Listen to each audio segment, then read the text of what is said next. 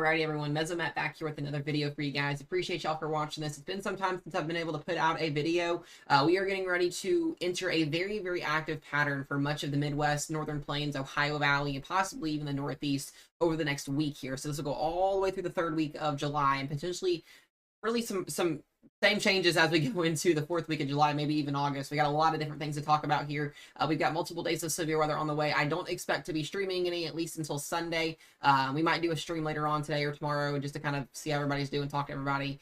We haven't done like a chill stream in quite some time, so we might do that in a little bit. But another thing I want to let you guys know is I am about 3.5 to 4 weeks away from school starting. So actually starting today, I'm going to try and start putting out 2 videos a day, one mid-morning, mid-afternoon, and then one late evening, late nighttime kind of period that you guys can get 2 updates throughout the day if we don't get on stream or if we don't have, or if we have some major event going on, because there will be times where there's something big going on and I won't be able to stream because I am in school and I want to be able to get you guys that information quickly so you guys know what's going on and if there's any big drastic updates or anything.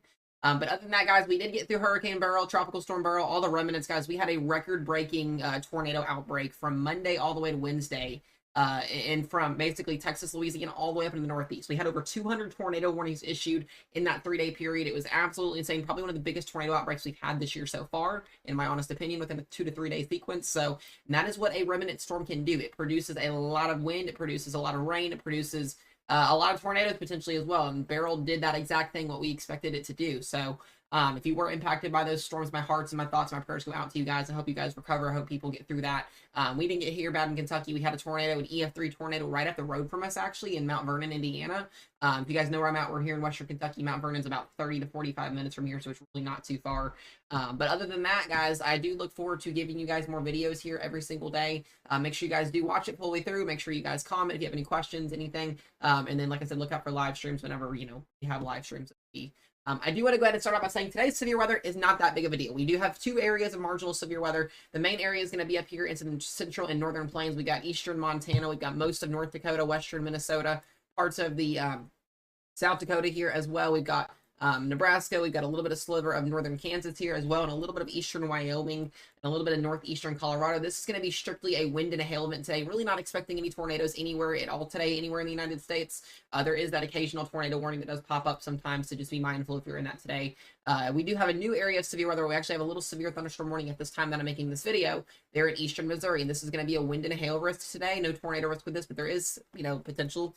Today in my backyard, we get severe storms. We've actually got severe storms already firing off today in our backyard. So be mindful. We have remnant flash flood warnings from all of the rain and precip that's been going through the eastern Atlantic as well over the last day or two. So the water levels, be mindful of those if you're out in areas that do flood potentially. So like I said, today and tomorrow, really not going to be looking at much. And we'll do the time lapse, or at least today, we're not going to be looking at nothing too crazy. Tomorrow, though, we do have a slight risk of severe weather. This is a pretty big deal, a pretty big area. We have eastern Montana. We've got much of all of North Dakota, South Dakota, Nebraska, Minnesota, Wisconsin, Illinois, Indiana, western Michigan, and Iowa. Once again, this is going to be this pattern that really continues to be through much of July. We talked about this through the end of June into the beginning of July of us having the Ohio, Midwest, Central Plains, and Northern Plains, severe weather on a day-to-day basis. We got a strong high pressure that's producing an extensive heat wave over here in the West Pacific, and we'll talk about that here in just a minute as well, but that dangerous heat wave ongoing, which is setting up that ridge for these storms to eventually work their way here into the Ohio Valley and Midwest and Central Plains and Northern Plains. So continuing to see this pattern, it's going to continue for much of this week into next week, and even into, potentially the beginning week of August. So we got a lot to look forward to as this. Now, this is driven by a wind and a hail and a tornado risk. The hail and the wind threat is going to be higher than the tornado risk, clearly, as of right now. If you're in that green shaded area, that is parts of Chicago. You've got Madison. Like I said, a lot of these areas here in the Midwest and Northern Plains, that's a level 1 risk, level 2 risk in the yellow, level 1 risk in the green. I do expect there could be a small enhanced risk gets issued tomorrow. We'll just kind of wait to see what SPC does going forward with that tomorrow morning. But there is a small 2% tornado risk. This does include much of Minnesota, and this is going to be for St. Cloud, Ferguson Falls, Grand Rapids, Duluth, the same areas that we've kind of watched a lot here recently. Western Wisconsin getting into that. And then we do have a hail and a wind threat. The wind threat is going to be a 15 in the yellow, 5% in the brown, and then you have a hail threat, which is also 15 and a 5, and it's a little bit more scattered. Minnesota and eastern Montana and western North Dakota being in that risk zone. And guys, guess what? We got more severe weather ongoing. We've got another day risk of severe weather. This is going to be for day 3, and this is going to be, I believe, for your Sunday forecast. Got a slight risk of severe weather into eastern and northeastern North Dakota, western Minnesota, and then we got a marginal risk that goes from eastern Montana all the way down once again to Michigan, Illinois, Indiana. You guys can see the common factor where that ridge is going to be setting up. And like I said, I'll talk about that here in a minute. But imagine a high pressure system kind of sitting right over here spinning counterclockwise. You're going to have a low, or these trough ejections, these small little MCS setups that are going to ride up over the ridge. And then they're going to ride down the ridge. And where that ridge is on the eastern side is where that severe weather typically sets up most of the time. Wanted to give you guys a little bit of learning on that. And we don't know what the driving threat for Sunday's risk zone is yet, but it does look to be wind and hail as of right now. Could have a couple tornadoes.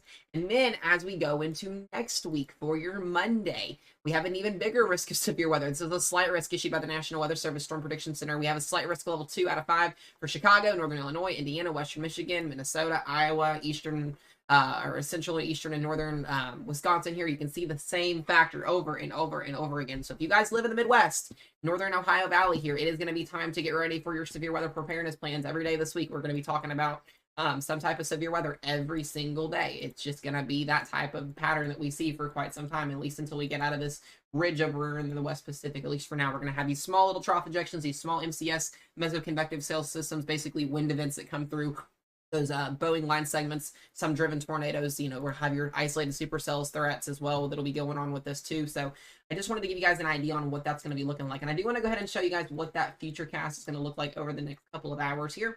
And if we go and we look at the 16Z here, we'll just kind of show what we're going to look at for today. I'll talk more about tomorrow here in just a second.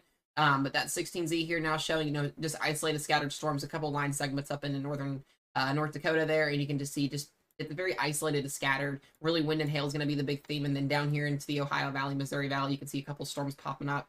The model's actually underdone what's already ongoing there. And you can see we also have rain that's going to be working its way off the Carolina coastline and Virginia coastline there from leftover from yesterday's storms. But that flood risk does be maintained over eastern North Carolina into parts of Virginia, into Baltimore, Washington, D.C. area. Be mindful of those water levels being risen, guys. But this will be out of here by later on tonight and through tomorrow morning. We'll be kicking that system out of here.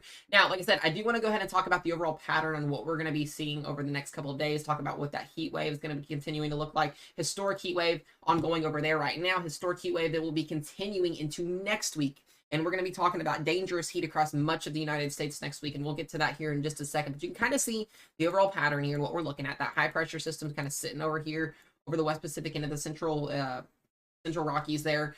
You can see these lows that continue to ride up and over and down the ridge. And where you get that eastern side of that ridge is where that severe weather, like I said, is going to be at. You got another low that'll be exiting, bringing severe weather potentially down here today into the in the western Kentucky, eastern Missouri area as well. As we go throughout this week, you can see these little tiny disturbances, more of a zonal jet stream that sets up from Saturday through Sunday. This is where the bulk of that severe weather, like I said, is going to be at for Saturday, Sunday, Monday, Tuesday, Wednesday, Thursday. There's going to be even bigger chances of more significant severe weather as we go into Tuesday, Wednesday, and Thursday of next week. I think that jet stream that moves eventually over the Michigan, Wisconsin, Minnesota area will become, like I said, zonal. We'll have more of a concentrated low just to the north of that there in Canada, and I think we'll have more of a significant severe weather risk. More likely going to be a wind threat than anything with this, but this will be on Tuesday, Wednesday, and Thursday, and we'll talk more about that as we go throughout the next couple of days and get you guys ready for your work week next week. As we go into the following week, this will be the third week of July. You can kind of see that pattern really not changing. We're continuing to see this high pressure, and it's going to continue to allow 90s and 100-degree temperatures for much of the West Pacific there. California getting battered with heat right now into Nevada, Arizona. It's very, very much normal for this time of the year for them to see this, but it's just excessive heat because, you know, you got to be hydrated. You got to be mindful. You got to be mindful of how long you're outside for. I do want to note another thing as we go into next weekend, the 19th and beyond. You know, these models, like I said, they will change throughout time. So we'll probably have a little bit more of an updated forecast as we get closer to this, you know, through next week for you guys. But you kind of start to see a little bit of a quiet spell, maybe. That dip in the jet stream, maybe a little bit of a cool down potentially developing here as we go through the third week of July, and then past that, that high just sits there, and we might have two highs potentially set up, but we're going to more than likely have general thunderstorms, if not marginal and slight risk days of severe weather throughout much of the rest of July for the Ohio Valley Midwest, and it's very normal for that time of the year. And then as we go into the final week of July, potentially seeing an even bigger storm system come through, and then we shift things as we go into August again. And we'll talk more about August later on. But I do want to give you guys an idea as well of that low-level jet potential that does pop up. And this is what gives us the rotation in the atmosphere. Where's that tornado threat really going to sit at? I think that tornado threat will be more maximized on Sunday, potentially. And then as we go into Monday, you can see it right over Michigan. This is a little bit concerning to me on Monday. I think we could have maybe a 5 or 2% tornado risk be issued somewhere in Illinois, Indiana, Michigan, Wisconsin, Iowa on Monday, potentially, with that low-level jet right out of the southwest. And then we get another potential 4 tornadoes that come in on Tuesday and Wednesday. This is something we're going to watch for you guys. As far as that goes, I do want to show you the overall precip. You're going to see a lot of green and a lot of yellows on this map here because of that daytime heating. These general thunderstorms you can see as we go into your Saturday and Sunday here. This would be Saturday night. You got a little MCS that tries to develop and work its way through much of Montana, Wisconsin, down into Michigan. And then on Monday and Tuesday, we'll have another little threat come through the Great Lakes. We'll actually have more of an organized low that sets up there. And then you can see as we go into Tuesday and Wednesday here, look what happens. Overall general thunderstorms. We might have a more organized low that develops potentially off the Rockies next Wednesday, so something to be watching out for. But if you're down here in the southeast, mid-Atlantic, Missouri, Central Plains, Missouri Valley, Tennessee Valley, Ohio Valley, it's going to be this continuing general thunderstorm threat, maybe for some severe weather, maybe some organized severe weather as we go through next week, like I said.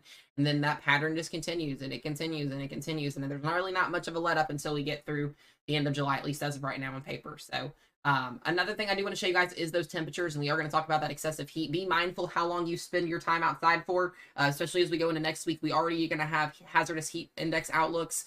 We are forecasted here in Western Kentucky next week or this weekend and early next week for upper 90s, pushing 100 for the air temperatures. That's not the field like temperatures. Our heat indexes will probably be right into the upper 100s, 110, maybe around that range.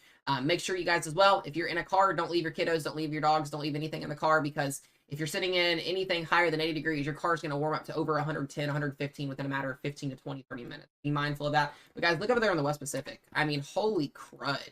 We're talking, we're talking excessive heat values all the way down here into the upper hundreds. These are just heat values, not the actual heat feels like temperature. So we're talking dangerous, dangerous heat in California, Arizona, Nevada, Utah, you name it. Then we're going to be getting those upper hundreds into the Central Plains as we go into tomorrow and Sunday, Monday. And you can just see this heat is going to continue and continue and continue. And eventually it's going to work its way east into the Central Plains and then the Ohio Valley next week. But we do look to maybe see a potential cool down with that high pressure dominating over much of the western United States. But that cool area could sink in as we get into late next week. Couple troughs, ejections, and couple lows that could come through and nag that cooler area down just a little bit. But I don't think it's going to be too much of a cool down to notice much of anything. Maybe just a slight little bit, but we'll see kind of what happens with this. Other than that, guys, I'm going to leave this video at that. Make sure y'all come back for another video today. I'll probably do another one later on tonight for you guys to give y'all a better update on what we're looking at. If I don't, I'll see you guys tomorrow morning. We might do a live stream today as well, just to kind of hang out and talk and do something fun for once. We haven't done that in a while. Other than that, guys, be safe, be weather aware, share this out, and I will see you guys later.